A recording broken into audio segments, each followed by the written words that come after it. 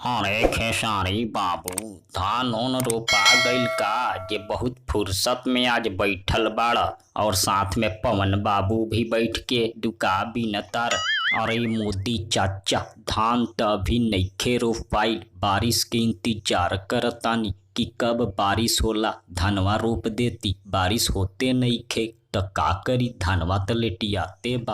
अरे खेसारी बाबू, मशीन चला के धनवा रोप द, ए साल बारिश बहुत कम होई। जानतार ए साल सुखार पड़े वाला बा, मशीन चला के धनवा रोप द।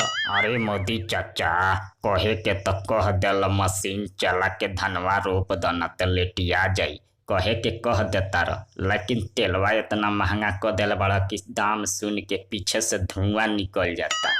ये बड़ी अच्छी बात कही आप। अरे पवन भैया, तू ठीक कहता रह। मोदी चाचा तेल के रेट इतना बढ़ा देले बड़न कि दाम सुन के हमरो पीछे से धुआं धुआं निकल जाता।